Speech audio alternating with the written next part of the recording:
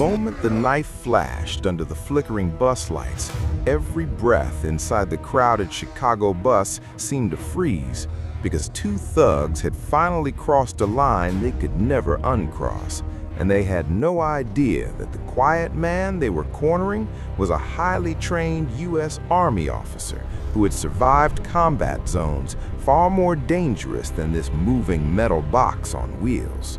The taller thug leaned in close, his hoodie shadowing his face, his voice low and cruel as he mocked the silence of the man sitting by the window, while the second one laughed and shoved a shaking nurse who had been standing nearby, using fear like entertainment, feeding off the helplessness of strangers who were too scared to intervene.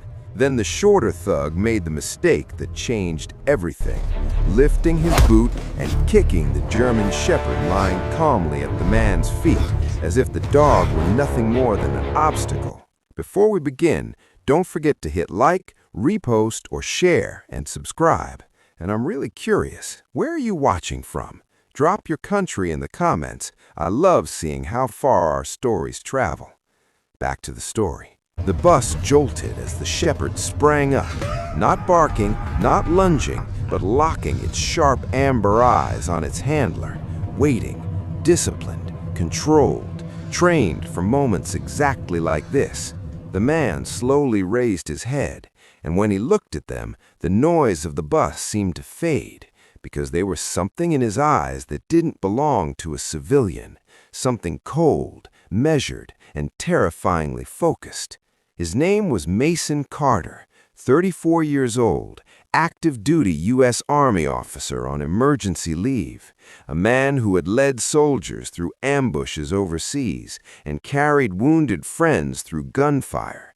And yet here he sat in worn civilian clothes, silent, almost invisible, until now. The scar near his jaw tightened as he stood, moving with calm precision, placing himself between the thugs and the terrified passengers without raising his voice, without making threats, because men like Mason never needed to.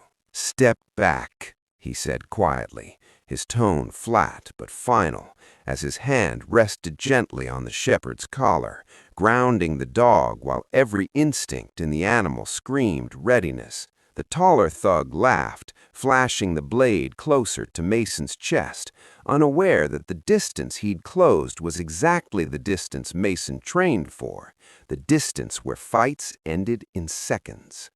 When the thug lunged, Mason moved, twisting the wrist, redirecting the blade, using the narrow bus aisle to his advantage, his body reacting faster than thought, faster than fear, while the shepherd held position, teeth bared, eyes locked, a silent weapon waiting for command. The second thug tried to flee, shoving passengers aside, but Mason hooked his arm, drove him down, and pinned him to the floor with controlled force, not rage, not anger, just efficiency. By the time the bus screeched to a stop, both men were on the ground, disarmed, groaning, and the silence inside the bus was broken only by shaking breaths and the quiet whine of the shepherd as Mason finally knelt and checked him for injury.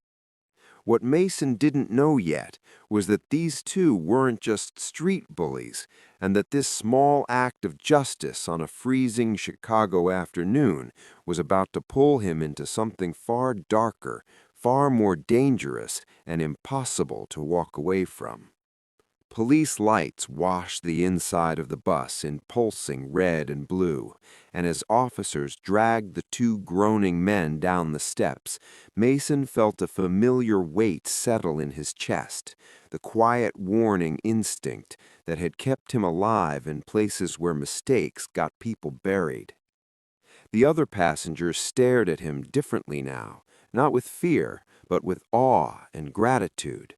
Especially the nurse, whose hand still trembled as she whispered, "Thank you," her voice cracking when she looked at the German shepherd sitting protectively at Mason's side. Mason nodded once, offering nothing more, because praise never sat right with him, not after everything he'd seen. and as the bus finally emptied, one of the responding officers paused, his radio crackling softly as he studied Mason's posture, the dog's discipline, the way both of them scanned the surroundings without even realizing they were doing it. "Army?" the officer asked quietly. Mason hesitated, then answered with a short nod, already knowing this moment wouldn't end cleanly. Minutes later, detectives arrived, and the story began to unravel, because the two men he'd taken down weren't just random thugs, but connected to a violent robbery ring that had been terrorizing parts of the city, a group known for knives, guns, and revenge against anyone who crossed them. When Mason's name ran through the system, alarms rang quietly behind closed doors, flags tied to his service record, his leadership history, his classified deployments, and before he could even leave the scene, an unmarked SUV rolled up beside the curb. A man in a dark coat stepped out, flashing federal credentials, his eyes sharp with urgency as he told Mason that this incident had just made him a target. That night, Mason didn't sleep. He sat on his brother's couch, city lights bleeding through the window, the German shepherd lying at his feet, ears twitching at every distant sound. He knew the look in those thugs' eyes before they went down, the promise of retaliation, and when his phone buzzed just before dawn with an unknown number, he answered without hesitation. "They know who you are," the voice said, "and they're coming." The next 24 hours were a blur of movement, planning, and quiet preparation, Mason slipping back into the mindset he thought he'd left behind, securing his surroundings, mapping exits, trusting the dog with his life the same way he had overseas. When the attack came, it was fast and brutal, a failed ambush that ended with sirens, arrests, and the collapse of the entire ring, thanks to evidence pulled from the men Mason stopped on that bus. Days later, as the city breathed easier, Mason stood at another bus stop, winter sun breaking through the clouds, the German shepherd sitting calmly beside him once again.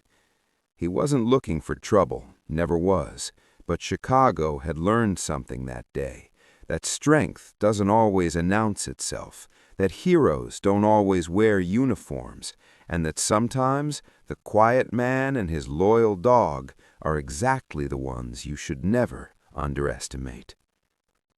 This story touched millions of hearts. Did it touch yours? Let us know with a like, comment yes, and subscribe or follow for more amazing stories like this.